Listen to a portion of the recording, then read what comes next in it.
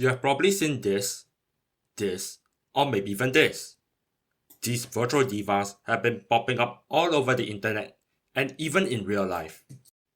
You may think to yourself, this is just some pop culture sensation that got picked up by the algorithm. It doesn't even have any meaning. But what if I told you that you were completely wrong? That this is neither just the TikTok Reels nor Fortnite collabs. That Vocaloid is something bigger entirely. We need to talk about Vocaloid.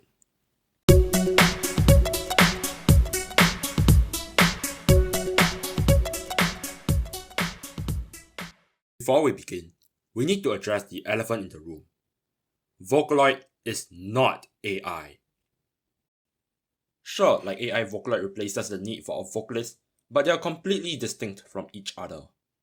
Generative AI like Suno can generate singing at a click of a button. In contrast, Vocaloid requires musicians to place and tune each note individually. So, what's a Vocaloid? Vocaloid is a synthesizer software that allows anyone to generate a singing voice without needing a singer. Vocaloids utilize voice banks, which are different voices that you can choose from, and they often have character mascots that look like anime characters. One such example is one all of you would probably recognize, Hatsune Miku. You may be thinking, isn't this just another voice synthesizer? What's so special? But technology is only half the story. If not, why then did it come to trend all over the internet and in real life?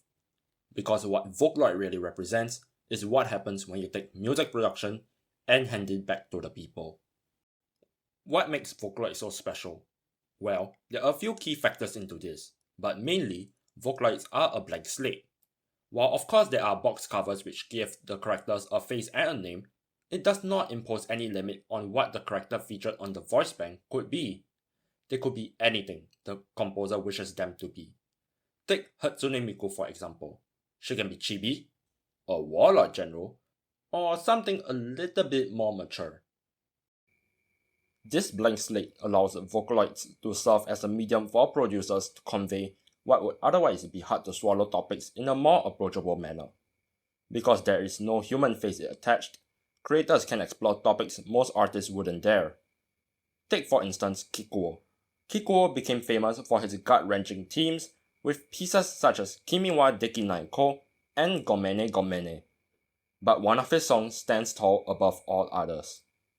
Aishite, Aishite, Aishite.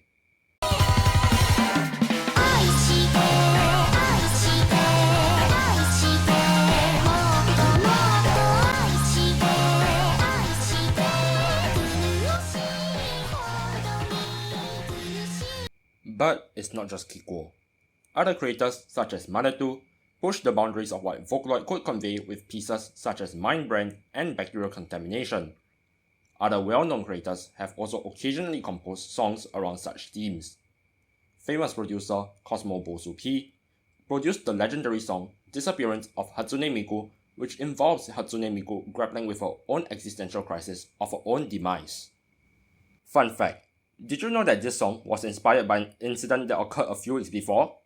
Search engines started tagging Hatsune Miku as spam due to the sheer number of people searching her up due to her popularity, effectively wiping her existence from the internet temporarily. It is this property of Vocaloid characters being able to be molded to whatever the producer desires that allows confronting such topics to be possible, something that humans would never be able to pull off. But you may be thinking, if everything about Vocaloid points to negativity, isn't the world such a depressing place? I would say, you'd be partially right. While Vocaloid songs has definitely pointed to a lot of negative themes, the same property that allows creators to pour their pain and sorrow allows them to pour their hopes into these songs as well. Take Pinocchio Piece, Because You're Here, which in my opinion is effectively an antithesis of the disappearance of Hatsune Miku. Where disappearance of Hatsune Miku involves Miku struggling with her own temporary existence, Because You're Here has Miku asserting that as long as even one person understands her, or listens to her, or cares about her, she will keep singing forever and ever. This illustrates that the same blank slate that lets creators pour their darkest despairs into their songs also allows them to pour their greatest hopes into it, truly becoming whatever the creator wants it to be. Now, you likely know that Vocaloid has a vast history spanning close to 2 decades. Thus, you may also ask, in what way did it evolve over the 2 decades?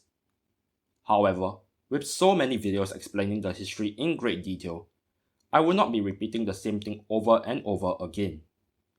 If you are truly interested, I highly suggest co-browse the eras of Hatsune Miku Explained, which I will link in the description below. Instead, I will discuss something fewer people have discussed: the change and continuity of Vocaloid across the nearly 20 years of history. Change is the only constant. Greek philosopher Heraclitus. Due to the very nature of the internet, the Vocaloid fandom, like all other fandoms, was bound to evolve over its long-spanning history. So, what changed? One notable thing that changed was the increasing emphasis of credit being given to the creator. In the early heyday of Vocaloid, prior to Wawaka's unhappy refrain, fans never credited producers. The credit was often given to the Vocaloid itself, such as Hatsune Miku, Kamagine Lin, or Mirugine Luka, rather than the creator or composer of the song. This all changed when Wawaka released his song Unhappy Refrain in the album of the same name. Unhappy Refrain is a song bitterly lamenting about not seeing the person behind the screen, highlighting the personal effort and emotional toll involved in producing the music. The song's standout success, reaching over 7 million views on Nico Nico Doga and 10 million views on YouTube, shifted the community's perspective on how credit should be given, resulting in the trend of crediting the creator alongside the Vocaloid. This propelled relatively unknown producers into becoming popular, like Wawaka, Deco27, Hachi, and Ryo into the spotlight. Now, it was not Melt by Hatsune Miku that made people realize the potential of Vocaloid in serious music creation. It is now Melt by Ryo that made people realize the potential of Vocaloid in serious music creation. But of course, not everything has changed. If not, what makes the Vocaloid community the Vocaloid community? In my very honest opinion, after years of listening to Vocaloid and interacting with the Vocaloid community, I believe that one thing hasn't changed at all. Not in the slightest bit. It is Vocaloid's ability to democratize music production to anyone who desires to create. That's what it was in 2007. That's what it is now. Vocaloid, after all, is an instrument, like an electronic keyboard, or drums, or the saxophone sitting by the corner. It has no face, no "ooh, you must make your music sound like this" restraint. This leads to an almost decentralization of the aesthetic of Vocaloid. Producers come to Vocaloid with their own ideas and make what they think is their own song. Something as simple as tuning can be done in a million radically different ways. For example, tuning could range from the relatively mechanical sounding Hit at Normal by Iowa to the realistic tuning of Michi M. Vocaloid does not have one central style or form, and as a community, we do not compare to those styles, hoping for something more ideal. We do not say, "I wish that song sounded more like Electric Angel," or "I wish that sounded more like Electrain." We just see the song in front of us as different and as similar as others it may wish to be. As a result, we have a music scene where the main priority is creative freedom. Producers are free to cover their own niches. Creators continuously experiment, and whatever they produce, they still have the freedom to call it Vocaloid, so long as they use the Vocaloid or Utaloid software. Vocaloid has a million different niches, so removed from what may be considered popular that we have no choice but to define the aesthetic individually. This sounds like Cosmo Bosu P. This sounds like Deco. This sounds like Pinocchio P. As a result of our fandom's ability to embrace diversity, creators have the ultimate creative freedom, unbound by the expectations of the genre or the expectations of the community. So, where does Vocaloid stand today? Honestly, it's mainstream.